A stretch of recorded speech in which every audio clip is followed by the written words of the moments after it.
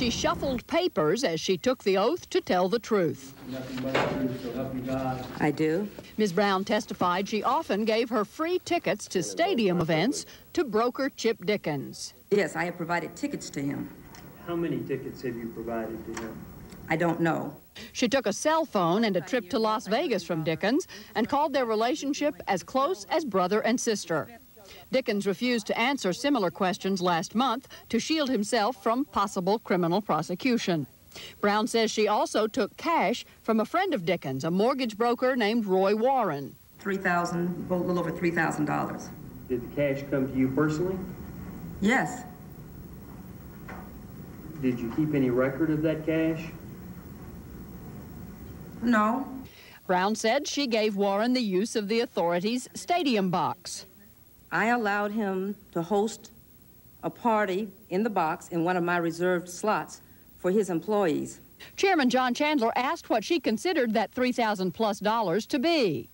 Was it a gift to you? No. Was it income to you?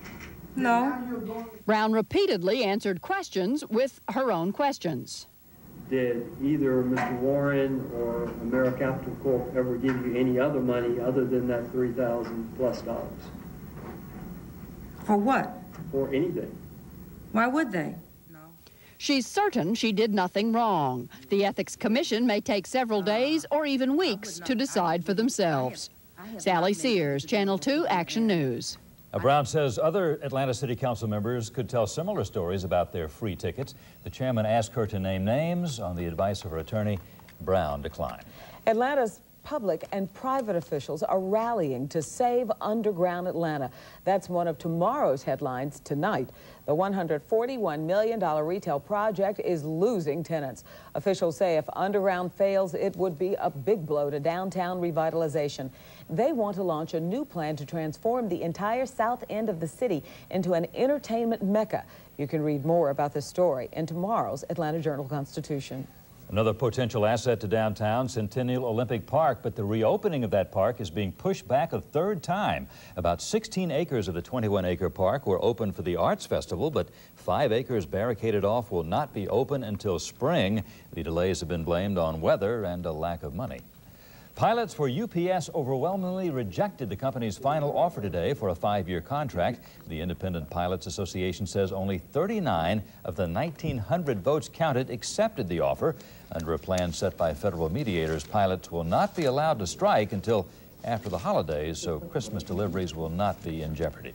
Police are looking for whoever put a fake pipe bomb in front of a popular Midtown restaurant. Employees at Woody's famous Philadelphia cheesesteaks on Monroe Drive found what looked like a pipe bomb. It was in front of the building this morning. Police shut down nearby streets and called in the bomb squad. Investigators found it was just a foot-long pipe with end caps. People in 13 metro Atlanta counties now can burn leaves. The state lifted its summer burning ban today. The ban has been in place for the last 2 years and runs from May 31st through September 30th. The ban was started to reduce air pollution. A school bus driver in Gwinnett County is being called a hero tonight for how she handled a crash today. This accident happened along Toller Road and Lawrenceville Highway. 18 students from Richards Middle School were on board. The driver rammed a tree to avoid plunging into a creek when her brakes went out. I think she did a pretty good job because there was a creek behind the tree, and if we hadn't hit the tree, we would have fell into the creek. And if she had turned, we probably would have flipped over into the creek. 8 students suffered only minor bumps and bruises. Call it a blowout and chalk it up. Win number 2 for the Atlanta Braves. Today's 13-3 final score was the largest margin of victory between the Braves and the Astros. Jeff Blauser knocked a 3-run homer for the Braves, giving them a 2-0 lead in the best-of-5 series. Now, the Scalpers were not scoring as well today. Tickets still were available for the game by the time 1 p.m. rolled around, so that meant prices were chopped if you could negotiate. Some fans even said they managed to get free tickets to this afternoon's game. Game 3 between the Astros and the Braves will be played in Houston, and you can catch all the action Friday right here on Channel 2 Action News. The game time is set for 4:07. We'll have complete, full coverage. As the Braves wrap it up on Friday. Still ahead on the Channel 2 Action News Nightbeat, children's candy is pulled from the shelves amid concerns they could make children choke. Also, a metro area man is charged with running a telemarketing scheme that took advantage of the elderly from this apartment. It is 59 degrees already here in Atlanta. How cold is it in your neighborhood? We'll check out those North Georgia temperatures next in weather. And also coming up, police are searching for a serial rapist. I'm Jonathan Siri. I'll have that story in a live report. Here's another look at tonight's Cash 4 and Fantasy 5 winning numbers. Later in the newscast, payouts for Fantasy 5. Closed captioning of Channel 2 Action News is brought to you by Nissan and your local Nissan dealers. Now, Channel 2 Action News this morning at 5 a.m. That is our top story on Channel 2 Action News this with Warren Savage and Karen Minton. Our Team 2 coverage continues with Channel 2's live reports, local and national news from overnight, the top stories and weather and traffic every 10 minutes. I find a brief delay ramping off. Watch those thunderstorms as they build up across Atlanta. And a focus on consumer and health issues that matter to you. Weekday mornings at 5 a.m. Channel 2 Action News. Coverage you can count on. Welcome to Los Angeles. I believe 19-year-old Todrick Hunter is responsible for raping at least 3 women in the metro area. The latest attack happened yesterday in a parking lot at Agnes Scott College. Jonathan Seri joins us live from DeKalb County Police Headquarters with the latest. Jonathan. Well, Monica, the suspect remains at large, and while authorities may not know exactly where he is, they believe they have a good idea who he is. Perceptive victims have given a face to the crime. Police believe 19-year-old Todrick Hunter is the man who abducted and raped at least 3 metro area women. The DeKalb County Police have been very helpful in assisting us with identifying this suspect, and we're in the process of trying to locate him. The most recent attack occurred at Agnes Scott College in Decatur. The attacker abducted a student from a campus parking lot, forced her into a car, and then drove her to a location off campus where he raped her. We've increased surveillance in all the parking lots. We are talking with all the student groups to also say to them, let's go in groups of 3s and 4s. So we're trying to be proactive both with security and also in helping the students come together to support one another. Agnes Scott already has in place an escort system, and I'm sure that that'll be used more. Before we really weren't using it during the day, but now obviously it'll be used during the day. Agnes Scott, we're a really close-knit community. We have a great public safety, and you just don't think about this happening on campus in Decatur. You weren't in this area yet. If it can happen here, it can happen anywhere. And now a community cannot rest easy until the man responsible for such a violent act is off the streets. So if anyone out there recognizes the man you just saw in that mugshot there, investigators are asking that you contact either Agnes Scott Police or DeKalb County Police. We're live in DeKalb Police Headquarters. Jonathan Seri, Channel 2 Action News, Nightbeat. Thank you, Jonathan. And we have more details on how to protect yourself from such an attack. Police say if someone approaches you, don't get into a car because it increases your risk of being harmed. If you are walking on campus, stick to lighted areas and plan to walk with someone, not by yourself. DeKalb County Police have busted up what they're calling a promotional telemarketing operation. The interstate operation worked out of this Briarcliff Road apartment complex. Authorities say the operators bilked tens of thousands of dollars from elderly people. What tipped police off was a phone call made to Cleveland, Ohio. That number belonged to state investigators who taped the call. Police arrested Robert Campbell and say there could be other arrests in this case. Campbell is now awaiting extradition to Ohio. Jewish people in metro Atlanta and around the world are celebrating Rosh Hashanah, the Jewish New Year. Today, those in the Jewish faith start a 10-day period of self-examination before the new year begins. Another absolutely magnificent October day. October is my favorite month. Absolutely is, John. Absolutely is. And in fact, I just think Mother Nature's just saying, all right, you guys can get a little vacation before we really come at you in November, December, January, and February. I know that's going to happen.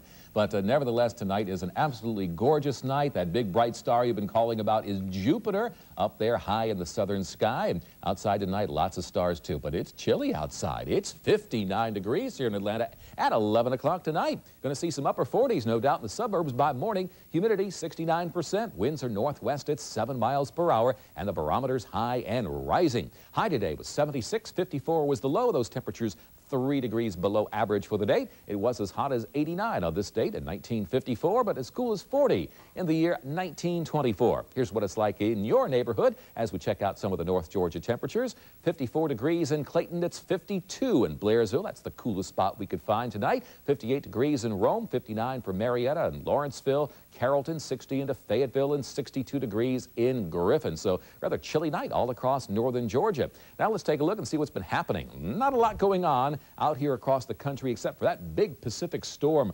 rolling across the Pacific Northwest. mountain snows and heavy rains and hurricane-force winds. But here in the south, not a lot going on because of a huge, and I mean huge, area of high pressure, center of which is over Michigan now, but it expands out over 2/3 of the country. As long as it stays with us, the nice weather's going to stay with us. Closer view, here's one center of high pressure across Arkansas, but again, the main center still up here across the lower Great Lakes, and with the high pressure center over this particular area, it's funneling in that north to northeasterly wind, and it will be chilly tonight. We're looking for upper 40s in the northern Atlanta suburbs, low to mid 40s in the mountains, and I think the mid 50s in town. Very chilly night for this time of the year. Now tomorrow, air's dry. We'll see a lot of sunshine, and again, the high pressure will be with us over eastern portions of Virginia, so that northeasterly wind will persist, and Friday too, with lots of sunshine.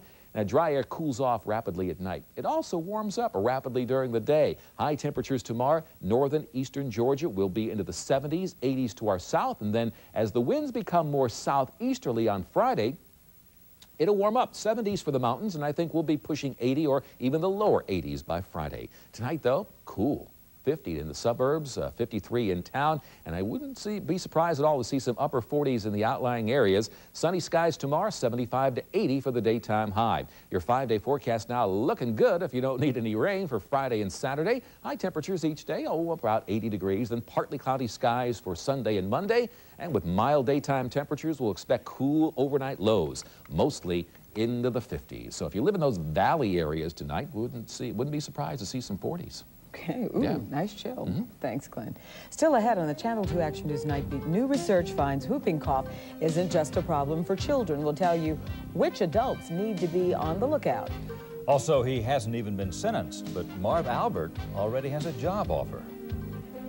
And next, a student jilted by a girlfriend goes on a deadly shooting rampage at school.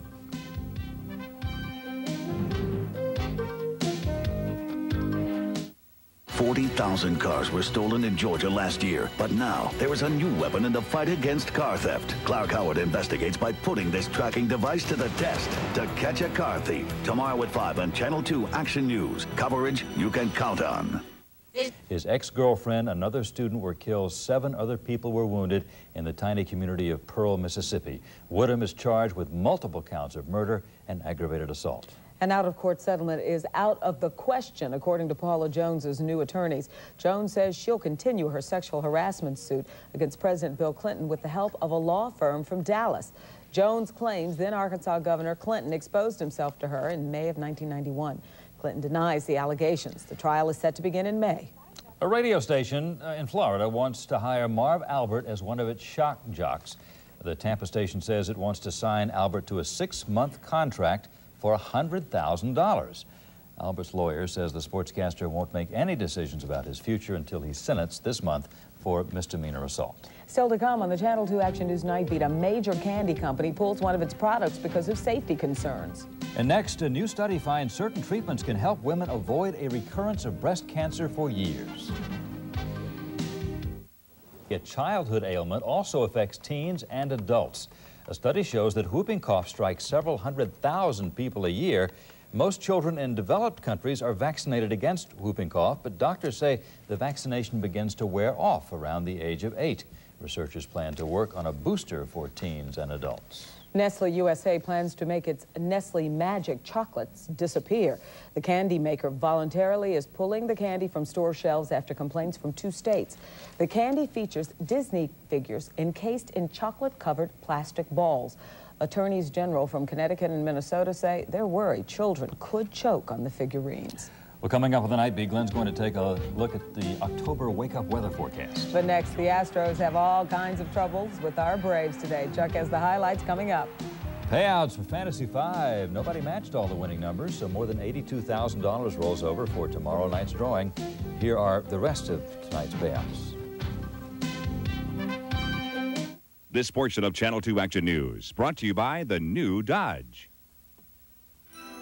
Flight. That's a lot cheap. Theirs is free. Why didn't I get on that one, huh? Let me tell you, it took 13 games between the Braves and Astros in '97 before one of those games was decided by more than 2 runs. But what a rout today as the Braves win it 13-3, head to Houston looking for the sweep and a berth in the National League Championship Series. Braves play very well in these division championship series. Today, Jeff Blauser got the scoring going in the third, a 3-run shot off Mike Hampton, 2 aboard. It was 3-0 Braves.